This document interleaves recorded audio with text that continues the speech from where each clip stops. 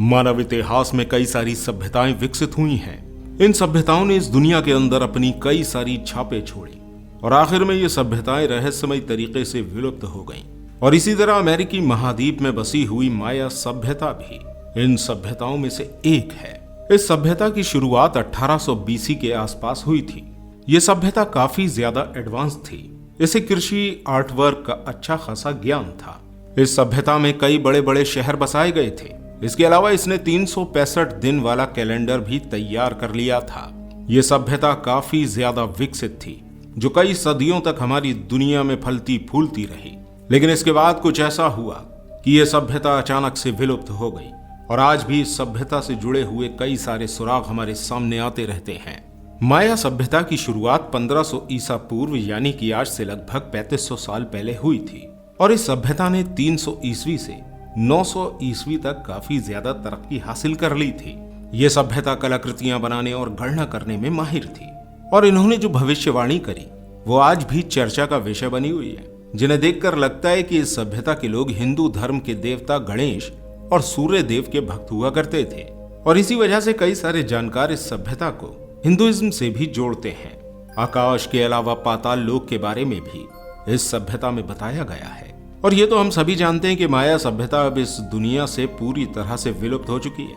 लेकिन ये सभ्यता किस तरह विलुप्त हुई, इसकी जानकारी किसी को भी नहीं है। इस सभ्यता का पतन 11वीं शताब्दी से शुरू हो गया था। इसके बाद धीरे धीरे करके ये सभ्यता पूरी तरह से खत्म हो चुकी थी। लेकिन सोचने वाली बात यह है कि आखिर ये माया सभ्यता किस तरह खत्म हुई, जबकि यह सभ्यता एक काफी ज्यादा उन्नत सभ्यता बन चुकी थी। फिर माया सभ्यता किस तरह से नष्ट हो गई, इस सवाल का जवाब वैज्ञानिकों को अभी तक नहीं मिला है। आज तक इस सभ्यता के बारे में जितनी छानबीन की गई है, इस सभ्यता से जुड़े हुए राज उतने ही ज्यादा उलझते चले गए हैं। दोस्तों, जब हम इंसान इतने एडवांस नहीं हुए थे, तब हमारे पूर्वज पृथ्वी के उन्हीं हिस्सों में रहना पसंद करते थे जहां पर हरियाली, पानी और जीव जंतुओं की भरमार हो, क्योंकि उस समय इंसान अपनी सारी जरूरत को प्रकृति से पूरा करता था। आग जलाने के लिए लकड़ी से लेकर अपना पेट भरने के लिए जानवरों के मांस की वजह से इंसान पूरी तरह जंगलों पर ही निर्भर था। और मैक्सिको की वो जगह जहां किसी वक्त में माया सभ्यता राज किया करती थी, यह हिस्सा सिर्फ पेड़ों से भरा हुआ था और इन घने पेड़ों के नीचे माया सभ्यता के निशान ढूंढना कोई आसान बात नहीं है। लेकिन आज के समय में हम इंसान इतने ज्यादा एडवांस हो चुके हैं कि हमारे लिए किसी भी काम को कर पाना नामुमकिन नहीं है। आज के समय में हमारे पास इतनी एडवांस टेक्नोलॉजी है जिसके जरिए हम कुछ भी कर सकते हैं और इन्हीं टेक्नोलॉजी में से एक का नाम है लेजर रेडार। दोस्तों, इस टेक्नोलॉजी के जरिए जंगल के अंदर से पत्थर के बने हुए स्ट्रक्चर्स को ऐसे देखा जा सकता है जिस तरह हम एक्सरे मशीन के जरिए अपनी बॉडी के कंकाल को देख लेते हैं। इस टेक्नोलॉजी में जहाज की मदद लेकर लेजर रेस को जंगल में भेजा जाता है और फिर इसी के बेस पर जंगल का एक मानचित्र भी तैयार किया जाता है। और इस तकनीक का इस्तेमाल करके सिर्फ 1-2 नहीं बल्कि 4500 ऐसे खंडहरों को खोजा जा चुका है जो खंडहर माया सभ्यता से जुड़े हुए हैं। इतने खंडहर मिलने के बाद भी रिसर्चर्स का कहना है कि यह सिर्फ एक शुरुआत है। अगर इस जंगल में अच्छी तरह से खोज की जाए तो यहाँ का हर एक पत्ता माया सभ्यता से जुड़ा हुआ निकलेगा। दोस्तों, जब भी इस टेक्नोलॉजी के जरिए किसी पुराने खंडहर या पत्थर का पता चलता है तो आर्कियोलॉजिस्ट उस जगह जाकर खुद उस जगह का मुआयना करते हैं। इसी तरह जब मैक्सिको की खाड़ी के पास युकाटन नाम के गांव में आर्कियोलॉजिस्ट को कई सारे खंडहर मिले तो इन खंडहरों के मिलने से पहले तक सभी को यही लगता था कि शायद माया सभ्यता के लोग सुख और साधनों की कमी की वजह से इस जंगल को छोड़कर चले गए हों। लेकिन इन खंडहरों के मिलने के बाद ये बात पूरी तरह से गलत साबित हो गई। इस गांव से मिले सबूतों को देखकर आर्कियोलॉजिस्ट का कहना है कि यहाँ रहने वाले लोग अचानक से इस गांव को छोड़कर गए हैं, क्योंकि इन खंडहरों में रसोई के इस्तेमाल में किए जाने वाले बर्तनों के साथ साथ और भी कई कीमती और जरूरी वस्तुएं देखने को मिली हैं जिन्हें कोई ऐसे ही नहीं छोड़कर जा सकता। इन सब चीजों को देखकर लगता है कि यहाँ रहने वाले लोगों को हड़बड़ी में अपना सामान तक समेटने का समय नहीं मिल पाया था। इसके अलावा इस गांव में आर्कियोलॉजिस्ट को 3 फीट ऊंचा पिरामिड भी मिला है। वैज्ञानिकों का कहना है कि सभ्यता के लोग इन पिरामिडों के अंदर अपने राजा और शाही लोगों को दफनाया करते थे। जिस तरह इजिप्ट में राजाओं को दफनाया जाता था, इस पिरामिड के मिलने के बाद इसके रहस्य को जानने के लिए इसके अंदर खुदाई करने का फैसला किया गया और एक सुरंग नुमा खुदाई करके कुछ लोगों को इस पिरामिड के अंदर उतारा भी गया। इस पिरामिड को 21 फीट तक खोदे जाने के बाद कुछ ऐसी आकृति के पत्थर देखने को मिले जो पत्थर एक तरफ से बिल्कुल समतल थे। इस तरह के पत्थरों का इस्तेमाल पहले के समय में छत बनाने के लिए किया जाता था और इन पत्थरों को देखकर वैज्ञानिक समझ गए कि इस पिरामिड के नीचे कोई कक्ष बना हुआ है।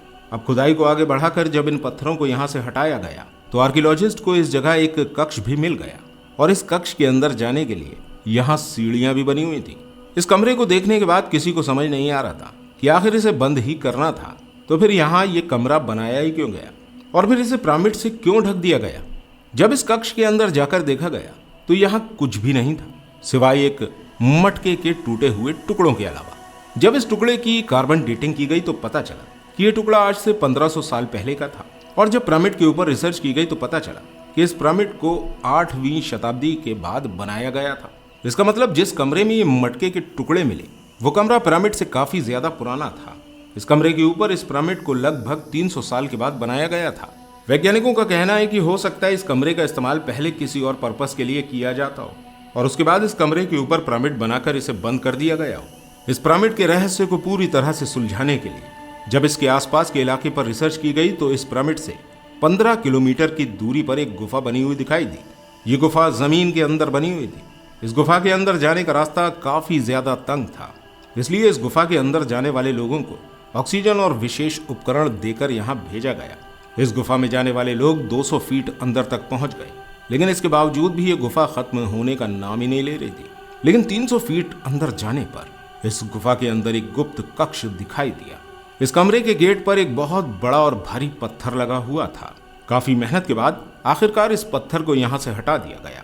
इस कक्ष के अंदर जाने पर यहाँ कई सारी बुझी हुई मशालें मौजूद थीं, जिनको देखकर पता चल रहा था कि एक समय में इन मशालों का इस्तेमाल इस कक्ष को रोशन करने के लिए किया जाता होगा।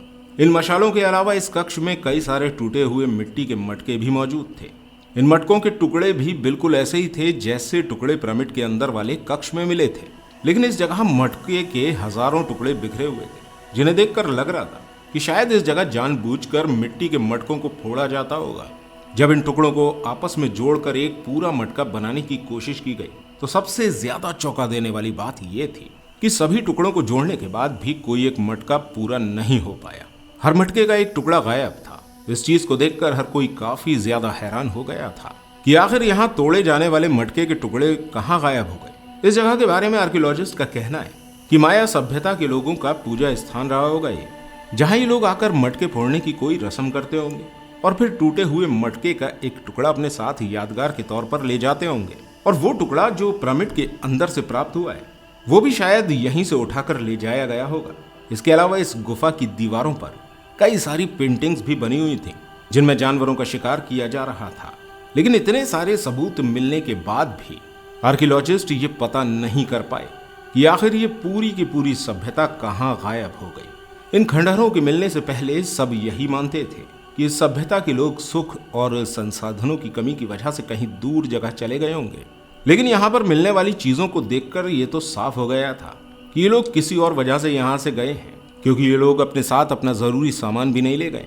ये लोग जल्दी जल्दी में किसी के डर या खौफ की वजह से इस जगह को छोड़कर चले गए होंगे।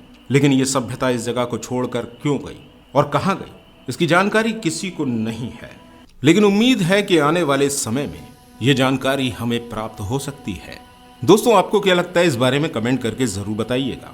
और अगर आप ऐसी ही मिस्टीरियस वीडियोस देखना चाहते हैं तो हमारे चैनल पर जाकर जरूर विजिट कीजिएगा।